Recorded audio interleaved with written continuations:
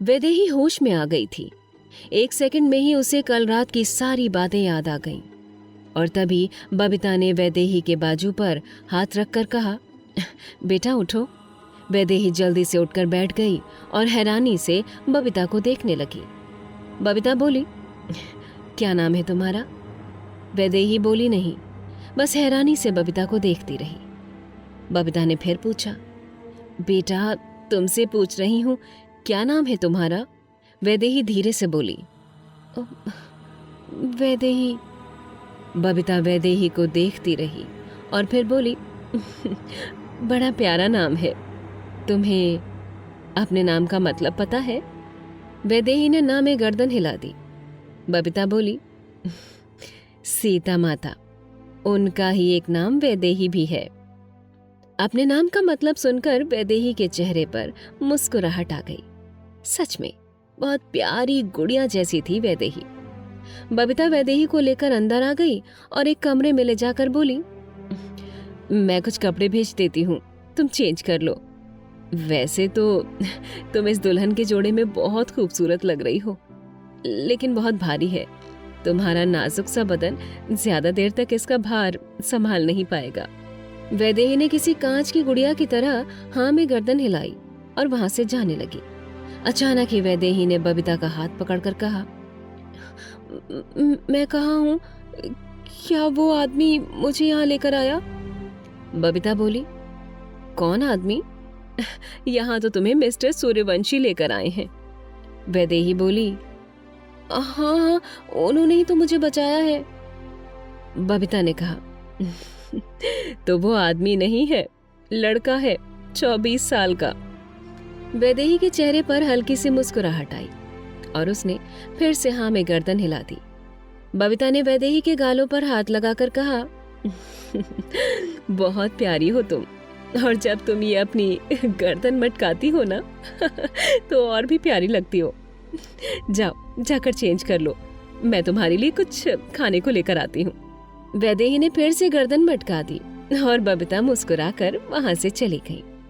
दूसरी तरफ विनायक और सिद्धि फेरों पर बैठे हुए थे। सिद्धि की आंखों में पानी था। वो विनायक से शादी नहीं करना चाहती थी, लेकिन मजबूर थी। तभी पंडित जी ने आकर कहा, फेरों के लिए खड़े हो जाइए।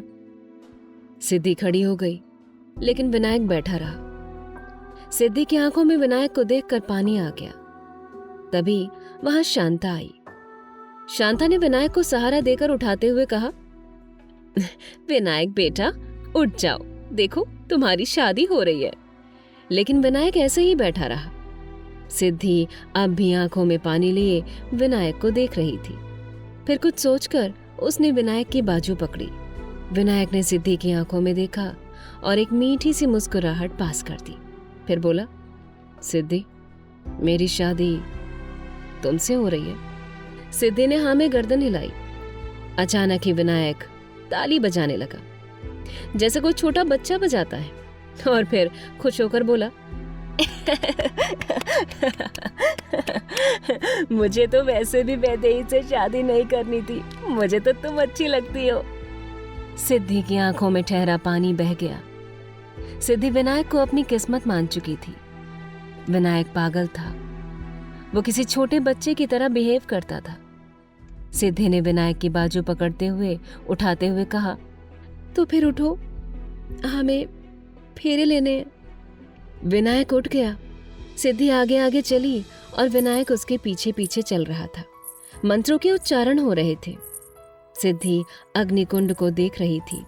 देखते देखते उसने अपने मन में कहा, मैं आज से विनायक को तन मन धन से अपना पति मानती हूँ। अपनी जिंदगी की आखिरी सांस तक विनायक का साथ दूंगी। मैं इस रिश्ते को दिल से निभाऊंगी। 3 फेरों के बाद विनायक आगे आया और सिद्धि उसके पीछे पीछे चली। लेकिन तभी विनायक और सिद्धि के गठबंधन की गांठ खुलने लगी। वो गांठ पूरी तरीके से खुलती उससे पहले ही सिद्धि ने उसे जल्दी से पकड़ लिया और कसकर बांध दिया, और फिर उस गांठ को देखकर बोली, अब ये गांठ कभी नहीं खुलेगी। जब तक विनायक नहीं चाहेगा तब तक इस गांठ को मैं खुलने नहीं दूंगी। थोड़ी देर बाद दोनों ही फिर से मंडप में बैठ गए। पंडित जी ने सिंदूर की डिब्बी विनायक की ओर बढ़ाते हुए कहा, लो सिंदूर भर दो बेटा। विनायक फिर से खुश होकर बोला, बिल्कुल वैसे ही ना जैसे टीवी में भरते हैं। हाँ। पंडित जी ने हाँ में गर्दन हिला दी, लेकिन विनायक गुस्से में हाथ बांधकर बैठ गया और बोला, बस मैं थक गया, अब नहीं करनी मुझे शादी, मुझे जाना है। इतना कहकर विनायक उठने को हुआ और तभी सिद्धि ने उसकी बाजू पकड़कर बैठा लिया और विनायक को देखकर बोली, ऐसे बीच में छोड़कर नहीं जाते, जैसे पंडित जी ने कहा है वैसा करो। लेकिन विनायक ने ना में गर्दन हिला दी। आखिर वो एक बच्चे जैसा ही तो बिहेव करता था और बच्चे का तो मन चंचल होता है। विनायक का मन भी चंचल था। इतने में शांता ने गुस्से में सिद्धि को देखा। सिद्धि ने विनायक का हाथ पकड़ा, उसमें सिंदूर जबरदस्ती लिया और फिर विनायक को सिंदूर भरने के लिए अप्रोच किया और आखिरकार विनायक ने सिंदूर भर दिया और एक अनचाही सी शादी संपन्न हो गई।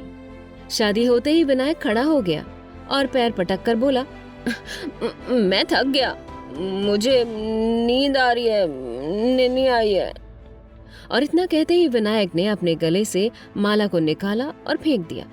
फिर अपनी पगड़ी को उतारकर अपने पागलपन के चलते हवन कुंड में डाल दिया।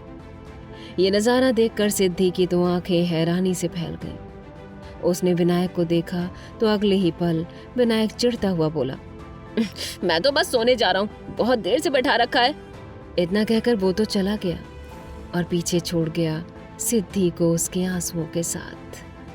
सिद्धि ने देखा तो वहां खड़े सारे मेहमान खुसर फुसर कर रहे थे और तभी शांता, जिसके चेहरे पर एक डेविल मुस्कुराहट थी, उसने सारे मेहमानों को देखकर एक घमंड के साथ कहा, हाँ तो कौन कह रहा था कि हमारे विनायक की शादी नहीं होगी? देख लो, चांद से बहू लेकर आई हूँ। तुम सब ने तो हमारे विनायक को ताने देने में कसर नहीं छोड़ी थी, लेकिन देख लो, मैंने कहा था ना कि मैं अपने विनायक की शादी करके रहूंगी और मैंने अपने विनायक की शादी करवा दी। और तभी एक औरत बोली, लेकिन शादी तो वैदेही से तय हुई थी, तो मंडप में सिद्धि क्या कर रही है? ये सुनकर मास्टर जी की आंखों में पानी आ गया। उन्होंने अपना चश्मा उतारा और अपने आंसू पोंछे। आखिर उनकी छोटी बेटी समाज वालों के सामने उनका सिर झुकाकर जो चली गई थी। इतने में एक दूसरी औरत ने मास्टर जी की ओर देखकर कहा, बताइए ना मास्टर जी, मंडप में तो वैदेही बैठने वाली थी, हमने तो सुना था विनायक की शादी वैदेही से होगी, तो फिर आपकी बड़ी बेटी सिद्धि क्या कर रही है? कहीं ऐसा तो नहीं कि आपने अपनी छोटी बेटी को बचा लिया और बड़ी बेटी को फंसा दिया? हाँ, मुझे तो ऐसा ही लगता है कि आप अपनी छोटी बेटी से तो प्यार करते हैं, लेकिन बड़ी बेटी को कुछ नहीं समझते, तभी तो उसकी शादी एक पागल से कर दी। मास्टर जी तो कुछ बोलने की हालत में ही नहीं थे। उन्हें तो पता भी नहीं था कि विनायक पागल है, लेकिन ये बात सिद्धि जानती थी। इतने में एक दूसरी औरत बोली, मास्टर जी, अब तो आप ऐसे देख रहे हैं जैसे आप इस शादी को लेकर कितना दुखी हैं। लेकिन जरा देखिए तो, आपने अपनी आंखों के सामने अपनी बड़ी बेटी की जिंदगी बर्बाद कर दी। मुझे तो समझ में नहीं आता, अपने वैदेही की शादी विनायक से तय ही क्यों की थी? वहाँ खड़ी सारी औरतें मास्टर जी को खरी खोटी सुना रही थी। सब सिद्धि को लेकर फिक्र जता रहे थे। मास्टर जी की जितनी बेइज्जती होती, शांत और विक्रांत के चेहरे पर उतनी ही बड़ी मुस्कुराहट आ जाती। आखिरकार शांता ने बीच में आते हुए कहा, बस बहुत हुआ, मास्टर जी इस खानदान के समधी हैं और आप लोग मेरे समधी की बेइज्जती नहीं कर सकते। हाथ जोड़कर कहती हूँ, खाना खाइए और अपने घर जाइए। वो सारी औरतें मुंह बनाकर एक तरफ चली गईं। उनके जाते ही शांता ने हाथ जोड़कर मास्टर जी की तरफ देखा और बोली, मास्टर जी, जो कुछ भी हुआ उसके लिए मैं माफी चाहती हूँ, लेकिन आप तो जानते ही हैं कि दुनिया का मुंह तो बंद नहीं कर सकते ना। पर मैं तो आपकी कर्जदार हूँ कि आपने अपनी बेटी विनायक के लिए हमें दे दी। अगले ही पल शांता ने एक ड्राइवर की ओर देखकर कहा, ड्राइवर, मास्टर जी को घर छोड़कर आओ, उन्हें आराम की जरूरत है। सिद्धि की आंखों में पानी आ गया। वो अपने पापा के पास गई। मास्टर जी ने सिद्धि की ओर देखकर शर्मिंदगी से कहा, मैं मजबूर हूं बेटा, बहुत मजबूर। मुझे विनायक के बारे में पता नहीं था। पता होता तो तुम्हारी तो क्या, मैं तो वैदेही की भी शादी नहीं होने देता। लेकिन वैदेही ने कभी मुझे सच बताया ही नहीं। अपने पापा की बात सुनकर सिद्धि ने मन ही मन कहा, पापा वैदेही को भी कहाँ पता था, पर अब जो हो गया मैं उसे नसीब समझकर एक्सेप्ट करती हूँ। अगले ही पल उसने अपने आंसू पोंछे और अपने पापा के हाथ को पकड़कर कहा, पापा फिक्र मत कीजिए, सब ठीक हो जाएगा। आप देखना विनायक भी ठीक हो जाएंगे और मैं उनके साथ एक अच्छी जिंदगी की शुरुआत करूंगी। आप फिक्र मत कीजिए। आपको अपनी बेटी पर यकीन है ना? मास्टर जी ने हाँ में गर्दन हिला दी और ड्राइवर के साथ वहां से चले गए। धीरे धीरे वहां जितने भी मेहमान खड़े थे वो भी वहां से चले गए। सारे मेहमानों के जाते ही शांता ने सिद्धि का हाथ पकड़कर अपनी तरफ घुमाया और उसकी आंखों में देखकर बहुत गुस्से में बोली, अगर गलती से भी हमारे खिलाफ जाने की कोशिश की तो मुझसे बुरा कोई नहीं होगा। जैसे इस घर में विनायक रहता है वैसे ही तुम भी एक कोने में पड़ी रहो। जैसा हम कहेंगे वैसा करती जाओ तो शायद हमको तुम पर तरस आ जाए और हम तुम्हें विनायक की जिंदगी से जाने के लिए कह दें। लेकिन अगर तुमने हमारी बात नहीं मानी तो अपने बाप की लाश पर रोने के लिए तैयार रहना, समझ गई? इतना कहकर उसने सिद्धि का हाथ झटक दिया। वहीं रसोई में खड़ी एक बूढ़ी औरत आंखों में पानी लिए सिद्धि को देख रही थी, लेकिन कुछ कर नहीं सकती थी। इतने में विक्रांत सिद्धि के पास आया और उसे ऊपर से नीचे तक देखकर बोला, सुहाग रात है तुम्हारी, जाओ जाओ अपने पति के पास। आखिर नई नवेली दुल्हन के कितने अरमान होते हैं। सिद्धि ने गुस्से में विक्रांत को देखा तो विक्रांत बोला, मुझे ऐसे मत देखो नहीं तो आंखें निकाल लूंगा। सुना ना माँ ने क्या कहा, जितना हमारी बात मानोगी तुम्हारे लिए उतना ही अच्छा है।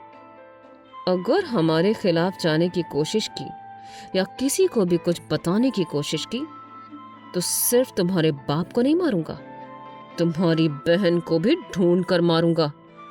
बहुत पर लगे हैं ना तुम्हारी बहन के, काट कर फेंक दूंगा, समझ गई? सिद्धि कुछ नहीं बोली, बस आंखों में पानी लिए खड़ी रही। विक्रांत और शांता भी चले गए। फिर वो बूढ़ी औरत सिद्धि के पास आई। सिद्धि से अब अपने आंसू और ज्यादा कंट्रोल नहीं हुआ। उस बूढ़ी औरत के गले लगकर रोने लगी। वो बूढ़ी औरत सिद्धि को चुप करवाते हुए बोली, सिद्धि मैं तो एक नौकर हूँ, तुम्हारी कोई मदद नहीं कर सकती। लेकिन सच बताऊं, विनायक को तुम्हारी जरूरत है। तुम नहीं जानती शांता और विक्रांत ने इस घर में उसके साथ क्या क्या किया है। सब मेरी आंखों के सामने है, लेकिन मैं कुछ नहीं कर सकती। सिद्धि कुछ नहीं बोली, कुछ बोलने की हालत में ही नहीं रही, बस रोते ही जा रही थी। वो बूढ़ी औरत सिद्धि को संभालती हुई विनायक के कमरे की ओर ले जाने लगी। फिर उसने विनायक के कमरे का दरवाजा खोला और सिद्धि को अंदर जाने का इशारा किया। सिद्धि के आंसू रुक नहीं रहे थे, लेकिन अब तो वो उस रिश्ते को दिल से अपना चुकी थी, इसीलिए वो कमरे में चली गई। सिद्धि ने कमरे में नजर घुमाकर देखा तो पूरा कमरा खिलौनों से भरा हुआ था और विनायक कार जैसी शेप वाले बेड पर आराम से सो रहा था। विनायक ने कपड़े भी चेंज नहीं किए थे। सिद्धि कुछ देर तक विनायक को देखती रही, फिर उसके कदम अपने आप ही विनायक की ओर बढ़ गए। वो विनायक के पास बैठी। उसने अपना एक हाथ विनायक के बालों में चलाया और तभी विनायक ने सिद्धि की कलाई कसकर पकड़ ली और उसे गुस्से में देखने लगा। विनायक का ऐसा देखना सिद्धि को अंदर तक हिला गया। कैसे संभालेगी सिद्धि शादी को? विक्रांत और शांता के इरादे क्या हैं? क्या सच में मास्टर जी को विनायक के पागलपन के बारे में नहीं पता था? जानने के लिए सुनते रहिए पिया बावरे, सिर्फ FM अड्डा पर।